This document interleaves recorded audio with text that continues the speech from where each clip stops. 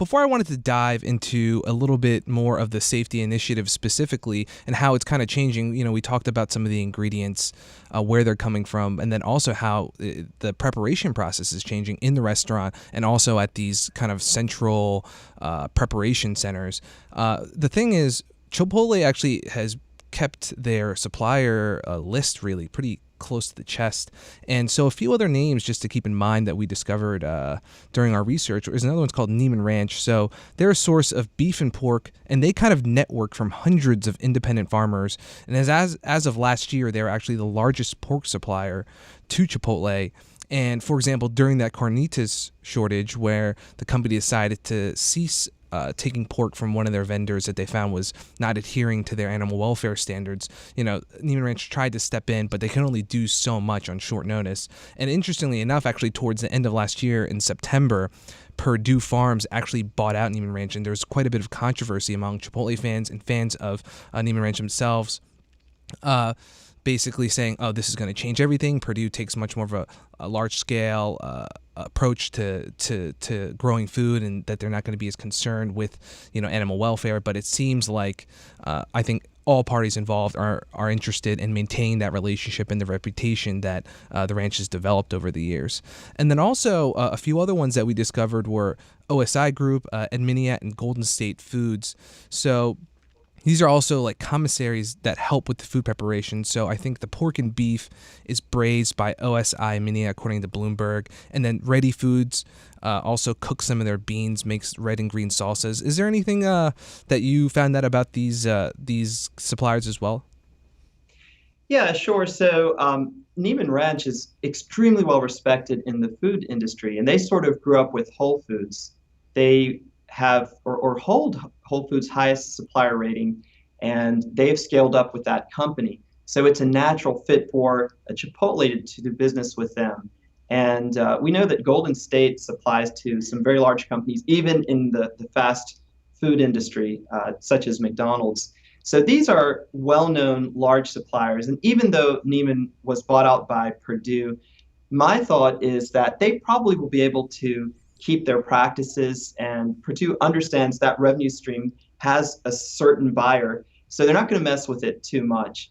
But I'd like to move on to actually talking about how this food is prepped in these central kitchens and some of the techniques that have changed for Chipotle. It's pretty fascinating. When you think about the tomatoes that go into your burrito and some other of these vegetables, they're actually now, the vegetables are blanched. And if you don't know what blanching is, it's basically dropping the vegetables into boiling water for 2 to 3 seconds. And you might think that this kills the taste. If you were to take that same tomato and taste it, yeah, maybe you would see the difference. But what executives at Chipotle said when they came up with this is, hey, I challenge you to taste the difference in a burrito when everything else is in there, including the cheese and the sour cream, whatever else you have. And I tried that. I went to Chipotle and I said, I know I'm going to be able to taste the difference because I'm a serious fan. I consider myself a borderline foodie. I don't have immense food knowledge, but I'm going to be able to taste the difference. I ate the burrito, and I could not tell the difference on that side. But some of the other procedures that they're using, you can tell a little bit of a difference. One is definitely for the positive. So with the chicken, Chipotle used to marinate their chicken through the day, and now they only do it at night. And anyone who's ever cooked at home, unwrapped a bit of chicken, you see the warnings on the food labels. Don't let this chicken get all over your counter.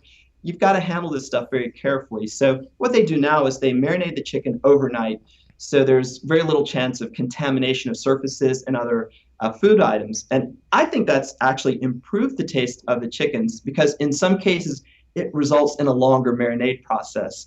But the beef is a whole different story. And bear with me here. I'm going to go into a little bit of detail. And you foodies out there, perk up your ears because you probably are familiar with this technique. If you remember when Chipotle first came around, for me, and Vince, you mentioned this when we were talking, for you as well, seeing how they used to throw the raw beef onto their grill and sear that on a commercial oven, a gas oven, that was pretty exciting and new. And then they would slice it up, and it had a very classic American seared on the outside, medium texture on the inside, and it was delicious. So along comes this food scare, and now what Chipotle is doing is preparing the beef sous vide.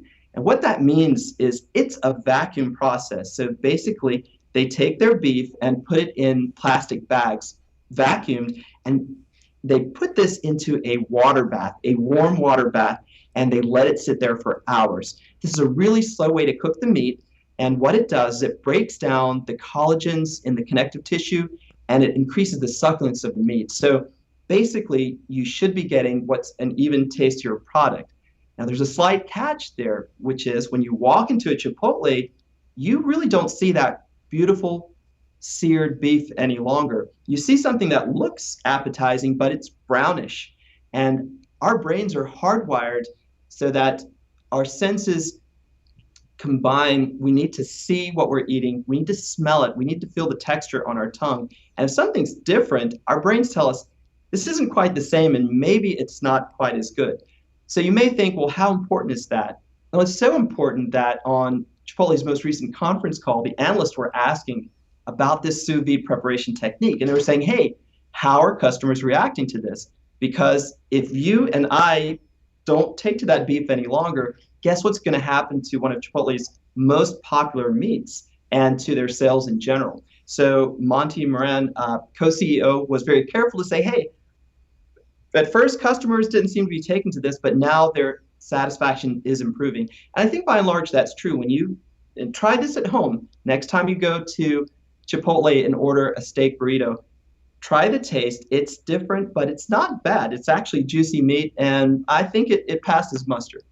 Okay, okay. Yeah, I did notice that, and that honestly, I have to say, Chipotle's beef was what originally pulled me away from Qdoba. And I loved the way Right. they grilled it right then and there. I loved grilling out and seeing, those grill marks on it. Even it was just, I felt like another level in terms of the quality, and really won me over, to and made me a regular at Chipotle restaurants.